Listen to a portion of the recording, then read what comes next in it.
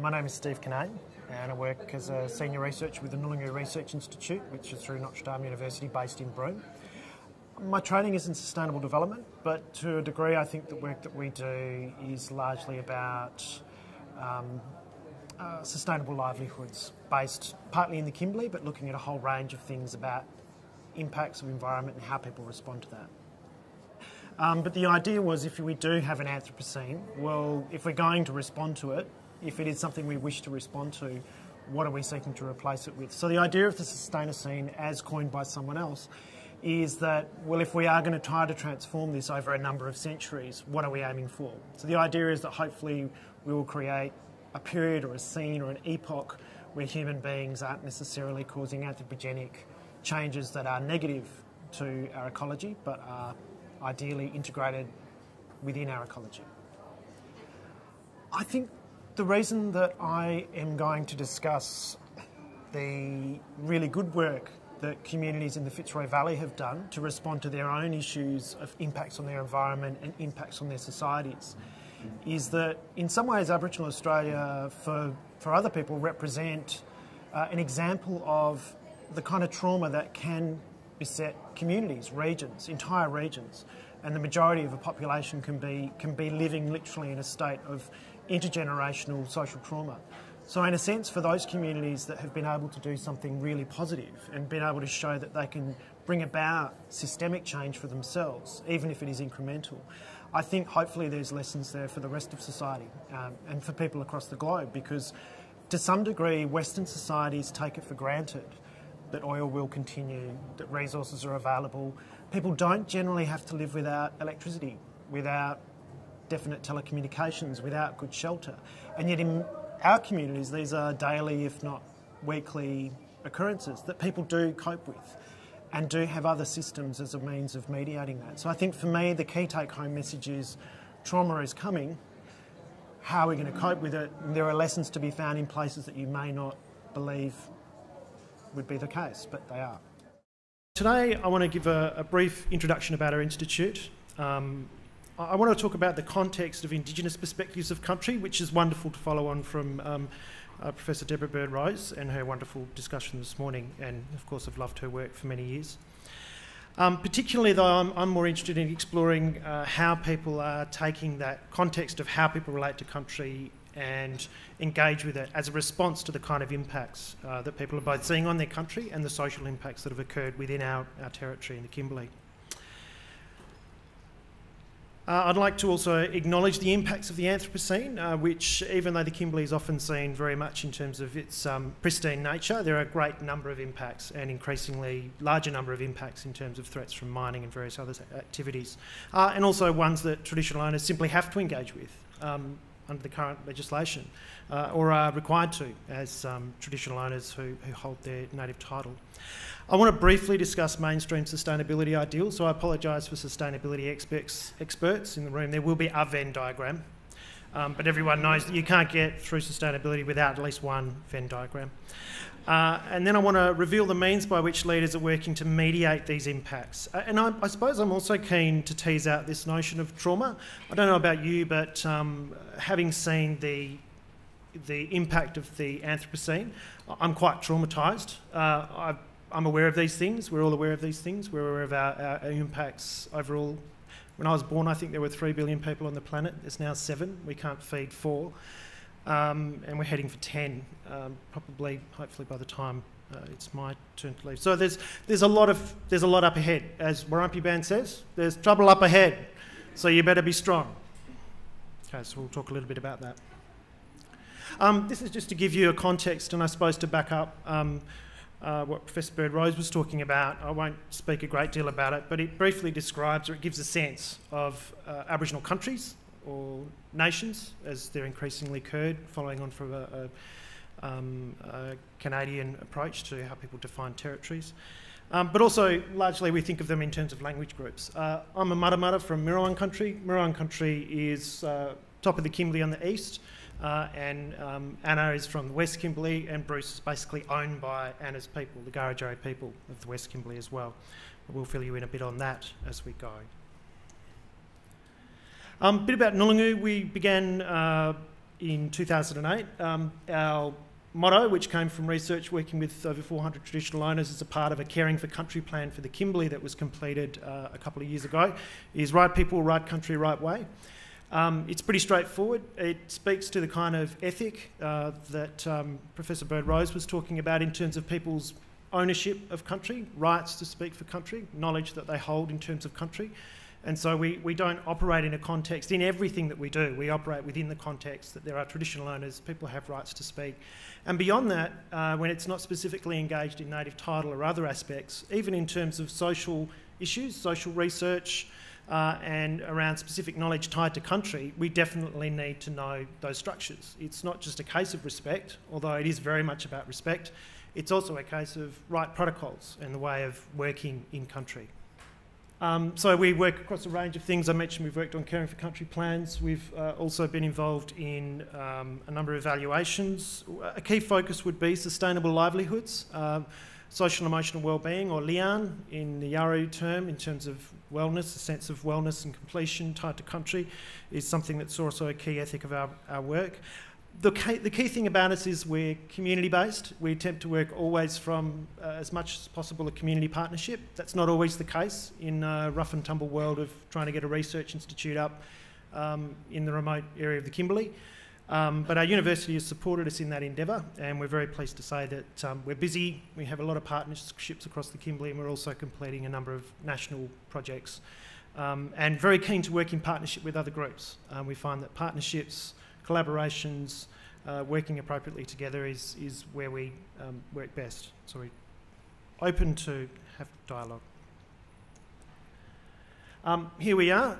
You can see that we're exactly 4,500 kilometres from Sydney. I was asked this by a taxi driver just the other day, and I said I thought it was around 3.5. It's not, 4.5. A little bit of a geography for the Kimberley. So you can see these are the towns, or the key towns, and I'll be talking particularly about Fitzroy Crossing, which is located in the centre of the Kimberley. Other key aspects that I just wanted to discuss briefly about the Kimberley. You can see that we have a very large area of territory.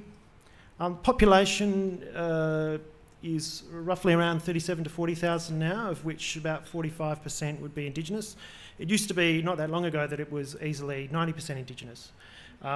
Literally in the last 10 years, we've seen, if you like, a greater number of Gadiya, or non-Indigenous people, coming to our territory largely for work. And so that's had other impacts in terms of, I suppose, if you like, a form of the Anthropocene. And another thing is that we're a very young population. The majority of people are under the age of 15, the majority of the Indigenous population in the Kimberley. Here we have a map of the language groups of the Kimberley. There are approximately 34 language groups or countries that people operate from.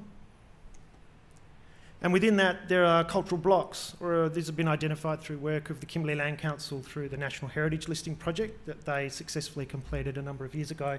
And this, of course, is how people relate. Apart from within separate language groups, people relate to each other through law, connection of ceremony, responsibility to specific regions, but also shared responsibility within a cultural block. And so we can see that briefly it describes layers of connection, layers of governance, layers of ownership, and particularly for discussions today, layers of knowledge, and knowledge that's very useful in responding to the impacts of the Anthropocene. Just briefly to give you an idea, there's just over 200 remote communities within the Kimberley, numbering anywhere between 20 people to up to over 700 in some of the larger communities. But we don't tend to have large communities, it tends to be smaller communities. Although they're constantly under review, constantly under scrutiny by government, and currently the focus of a number of reviews between the state and the feds in terms of bilateral agreements. So many larger communities that were formed came from being previous missions and reserves, and Bruce will touch on this particular period of development in the Kimberley, if you like, the start of a kind of social impacts from the Anthropocene, particularly with regards to colonisation and Westernism entering the Kimberley region. We also saw that Aboriginal communities formed around cattle stations, the pastoral leases that formed in the 1890s and continued on to the present. Have been a central place where, to some degree, up until 1968, there was a there was a system of bonded labour, there was some form of accommodation to a degree. People remained and engaged with the system, not out of choice, but there were definite periods of resistance, particularly in Fitzroy through Jundamara, the Bunaba resistance leader. And we see that though over time the community came to, I suppose, a kind of an accommodation where people still were able to live on their country, carry out law, live together as a group, continue their language, although under a definite system of disadvantage and disempowerment within the overall state that was being formed around their countries.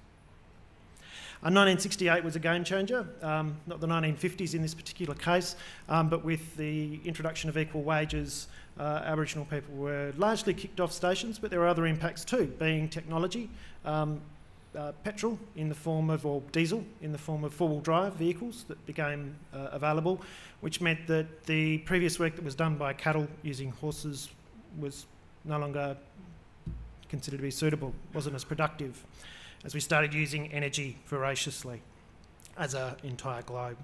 In 1970s, particularly for the people of Fitzroy will see, this also meant that people came in. It was after the 1967 referendum, and really in WA, it was only around 1972 that people did receive officially the right to vote above a certain parallel, particularly outside Noongar country in the southwest.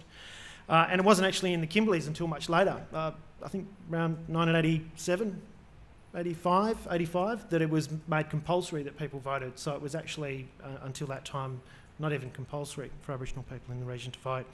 So we see that there were a serious number of changes. People were basically dumped in towns. The economy that they had created or been a part of in terms of station life evaporated, and people found themselves largely engaged in the welfare system through both the rights that they'd obtained through the nation state, but also there was literally nothing else around within those areas. So in terms of acknowledging the impacts, we can see here, I don't want to labour too much on this, but I want to give a sense of the trauma that does exist within many of our communities, as well as the really positive stories. Even though when you hear these kinds of statistics, that we have male suicide rates that are about double that of non-Indigenous people within the region, that life expectancy is between 12 years and 10 years less, 10 years less for women and 12 years less for Aboriginal men than non-Aboriginal people, that Aboriginal people are 15 times more likely to be victims of homicide in the Kimberley region, and that women are 12 more times to be likely to be assaulted. These are serious indicators of trauma within not all of our communities, and certainly not every member of any particular community, but a significant minority of people within our communities are finding themselves caught in this cycle of recurrent social trauma, as a number of key leaders in the Kimberley have been calling it. And that gives people a chance to understand both what it is, but also how to respond to it. As a quick example, here we can see that this is some work that was done by John Taylor from CAPER, and it indicates that, just doing projections into the future about the needs for employment alone, let alone dealing with all of the other issues that need to be dealt with. His statement is that governments and industry can either invest now to build capabilities or pay heavily into the future to manage the social and economic consequences. So it's a theme that's of course recurrent for the Anthropocene generally, but particularly in the Kimberley, where we're constantly told that we should be engaging in a mainstream economy. Many of us do already, and as I've indicated, through some degree, through pastoralism for almost a century, people had engaged in an unusual economy. But we've also seen within this conference that the usual business as usual approach is not necessarily something that you want to be ferried towards. So it's a little bit like being constantly ferried away from a potential approach that's based in country, utilising your knowledge and your assets of country, and staying within a whole range of areas that provide you with social capital, or being led basically towards the cliff that everybody else seems to be head towards. So you can see why there's a great deal of resistance, but it's not just about resistance. It's also about people, it's persistence. It's, I suppose, a deep continuance, which was talked about yesterday. And the things that people wish to continue, of course, is both their relationship with country, their connections with each other, and the way in which that is a holistic and integrated approach that people see value in, that, as Deborah had related, it seems that many Gadiya don't necessarily understand. And you have to be in country, be a part of country, and see the other values that come from it. This is the Fitzroy Valley. Just a quick context before we get to the key issues. because I'm running a little bit behind time. So Fitzroy is a town that sort of sprang up when people were kicked off the stations. It's located on Bunuba country, but it also has key groups of the Wamajari, Wankajunka and Guniandi, but with links to Ninganamangala to the west. As I said, people were basically, the town sprang up some 45, 46 years ago, and at the time had a great deal of social trauma that occurred that leaders were particularly aware of. Here's some of the country around Fitzroy.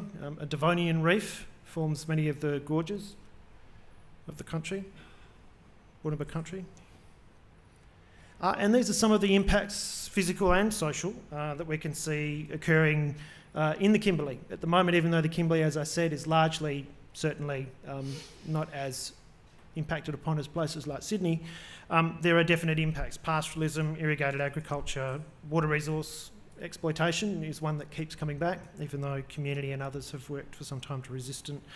And at the moment, particularly in the Fitzroy Valley, we're seeing coal in the form of fracking, but also in the form of open-cut coal is a major issue that people are going to be having to deal with.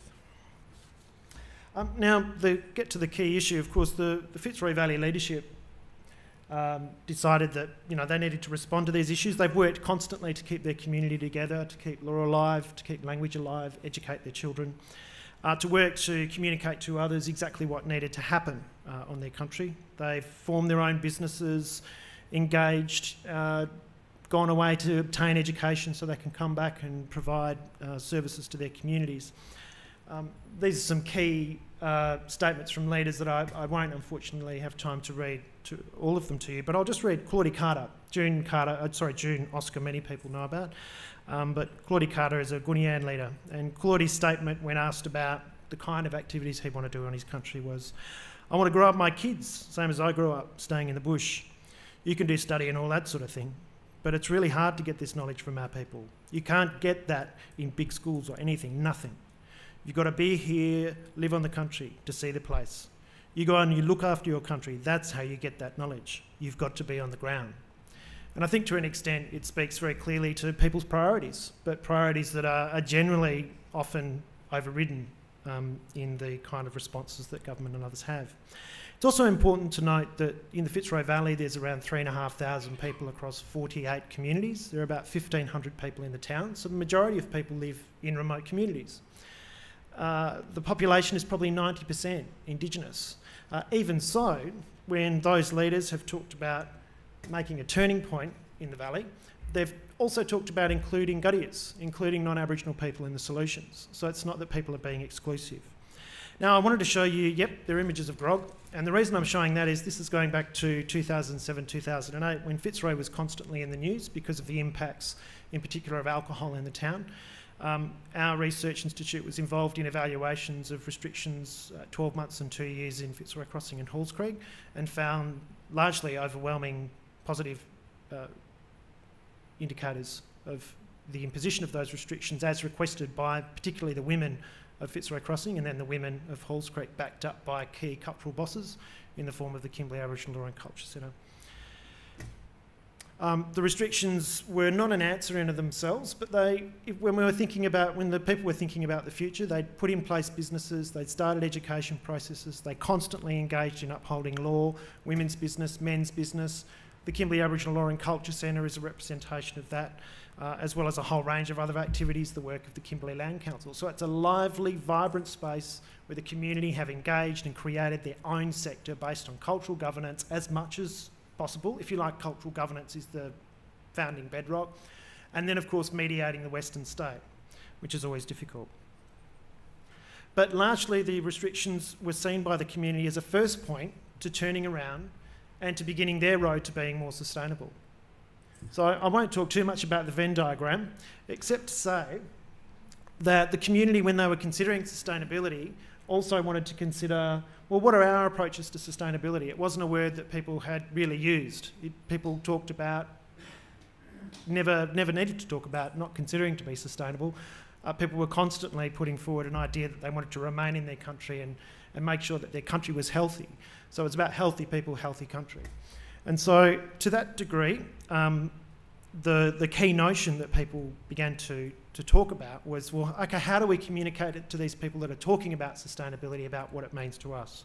And that was where I came in and was doing some work in the Fitzroy Crossing to try and get, if you like, a bit of transdisciplinarity around what it meant to be sustainable, or how you could sustain your future in the Fitzroy Valley. A key issue that came up, I won't have time to go into it to a great deal, but I'll just briefly discuss that a key issue that's come up is that where we're having success within the Kimberley, and that's just in the Fitzroy Valley, but also Kimberley Land Council's Land and Sea Management Unit, a whole range of cultural and natural resource management industries, activities. It's actually cutting-edge, world-class, international standard stuff that rarely gets seen outside of the Kimberley or Northern Australia. But it's actually, we often hear about solutions people are putting forward and so on, and we can actually point to our own region where we've seen this significant trauma that I've indicated to you. And we can see that the community has, if you like, hit that point, made those turns, seen what's of value both within more mainstream notions of sustainability, but realise that the only way that it's going to work, and a key issue here, is the issue of scale. I think often, and particularly in the Kimberley even, when it comes to thinking beyond your own region, people are well aware to be mindful of impacts on other people's country and mindful, of course, on impacts globally. But the key ethic, of course, about country is that you only speak for your country. You have rights and obligations to your country. You have an obligatory responsibility to your country. And you're linked to other people who similarly have obligatory responsibilities to their country that you rely on to ensure that you can be obligatorily responsible to your country, and so on and so on. So it becomes, if you like, that sense of country and cultural governance isn't just something respectful, it's actually, it is literally a systemic shift that people have been putting in place and seeking to uphold, and starting to see, at the moment, things starting to turn around in terms of the kind of synergies, including engaging with the economy. Although not quite yet, it's not quite there, but it's going in that direction as well. So I wanted to raise it, and I particularly want you to go away with the consideration of scale. That the community themselves created a Fitzroy Futures Forum 10 years ago. And they saw this as the vehicle of that eventually, when they managed to get things in place where issues of grog, social trauma, and all the underlying issues that the community had heaped upon it through a continual deficit approach that Bruce might talk a bit further about in his discussion, that they saw that they had to have that long-term view, they had to build the institutions and the infrastructure based on their own cultural governance, but also understanding the need to realise their place within an evolving Australian state. So it's actually, ultimately, even though there's a story of trauma there, in terms of the kind of data that I put forward earlier, it's a positive story because it shows that in a region where for 30 years everybody wrote off, particularly Fitzroy Crossing as a town, and saw no hope for the future of the valley, now everybody wants to contribute to the valley. The government like it because it's a good story. The community and younger people are starting to see new opportunities for themselves. And leaders who have been working so hard to ensure that their children have a future have started to see the benefits of that. And they're not only leading the world in terms of cultural natural resource management, but also in terms of other issues such as fetal alcohol spectrum disorder studies, and dealing with those incredibly hard issues that nobody finds it easy to deal with, but that increasingly as the Anthropocene impacts and as our population everywhere reaches these kinds of levels, we will all be encountering, if not us, our children and our grandchildren. So I think there are great lessons to be learned from the remote regions about how people are dealing with these kinds of hardships. Thank you.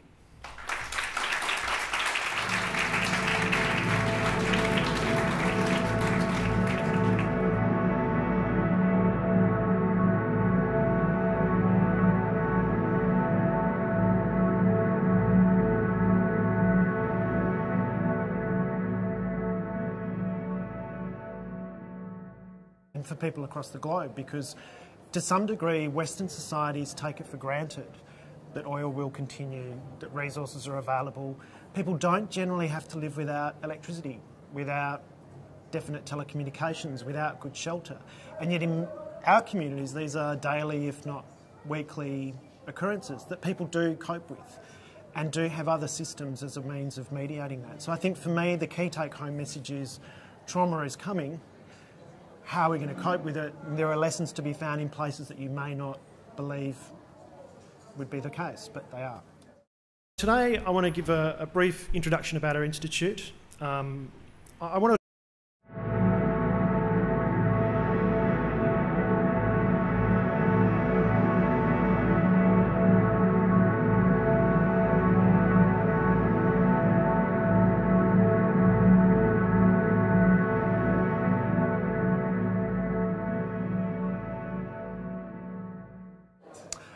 My name is Steve Kinnane, and I work as a senior researcher with the Nulungu Research Institute, which is through Notre Dame University based in Broome.